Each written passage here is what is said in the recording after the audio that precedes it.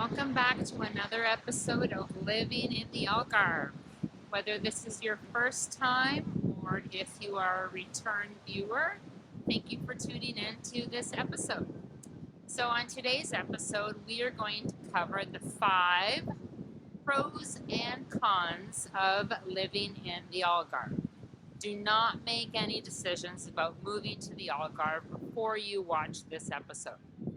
Before we get started, just take a second to subscribe, hit that notification button, and comment down below if you think you know where I am.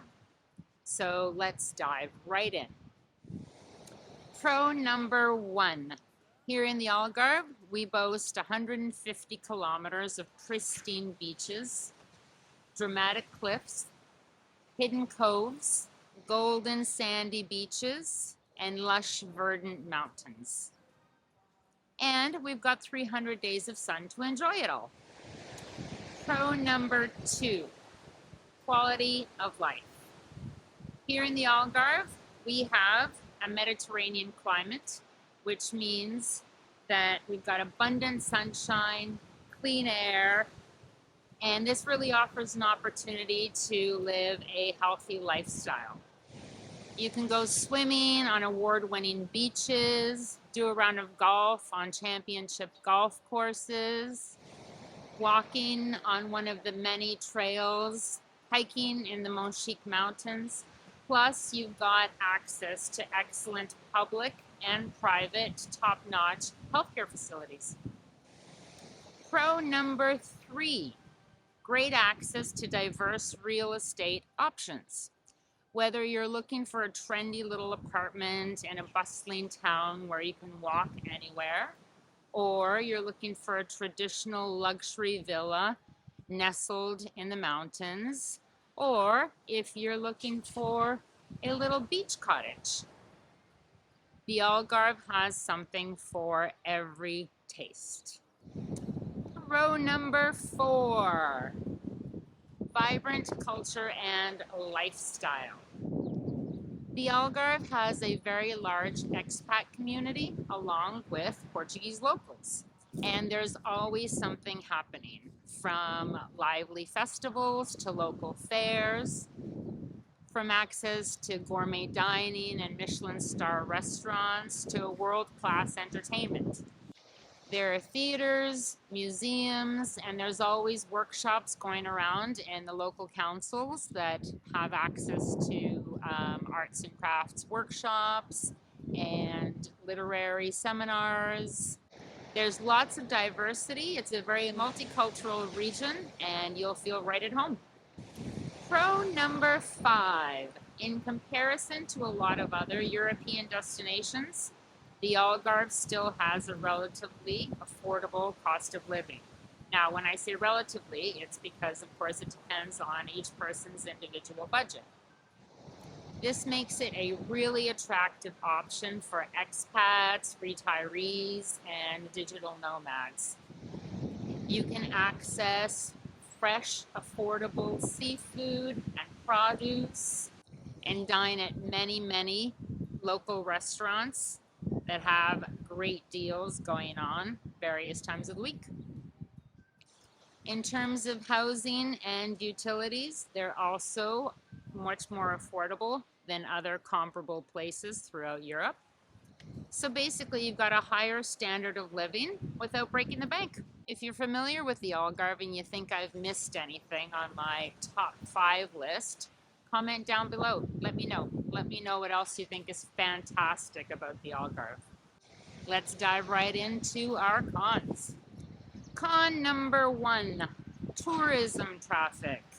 So during peak season, it can get very congested down by the coast. It can be challenging to find parking. It can be challenging to get to your destination. And if you're a commuter, you're going to have to be patient because it's probably going to take you a little bit longer to get where you want to go. Con number 2, public transportation. So although Faro and Lagos have a relatively decent transportation system within the cities, it can be more challenging to get to more rural areas without a car. This means that if you're a daily commuter or someone who's looking to reduce your carbon footprint, this situation can be a little frustrating for you. Con number 3, the Algarve is a seasonal economy. What this means is that outside of peak tourism season, it can be challenging to secure a job if you work in the hospitality industry. And once you do secure that job, finding steady year-round employment can be a challenge. If you're a resident here, what this means is that through the low season, some businesses do close, so there's less variety and availability of things to do. Con number 4.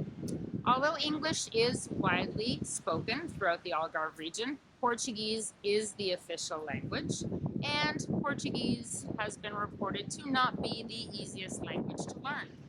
So this means that it can pose a barrier to people who do not speak Portuguese, especially when it comes to accessing things like medical care, schools, or having to deal with bureaucratic situations.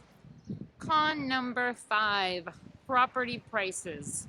So although there's still lots and lots of affordable properties to be snatched up here in the Algarve, premium properties in prime locations still come at a high ticket price, especially in resort towns like Algarve and Quinta do Lago. When it comes to rentals, long-term rentals can be hard to find, and because there's such a high demand for them, it drives up the prices, which can also have an impact on finding affordable long-term rentals. The good news is that I am here in the Algarve, boots on the ground, to help you navigate these cons. If for some reason I can't, I do have at my disposal a large database of professionals who I can connect you with, and they can help you. If you think I've missed anything off of my con list, comment down below. Let me know. If you're familiar with the Algarve and you think I've missed anything, let me know. Comment down below. So now that you've explored the pros and cons of living in the Algarve, it's time for you to make your decision about whether or not this little bit of paradise is right for you. If you're looking to move in 1 week or 12 weeks, just give me a call, shoot me a text, send me an email, and I will help get you started on your move to the Algarve. To stay up to date on more living in the Algarve news, don't forget to subscribe, hit that notification bell, and comment down below with other things that you would like to see covered about living in the Algarve. So if you liked this episode, don't forget to give it a thumbs up and share it with your friends. For today, that is all. Thank you so much again for tuning in. And as the Portuguese say, beijinhos.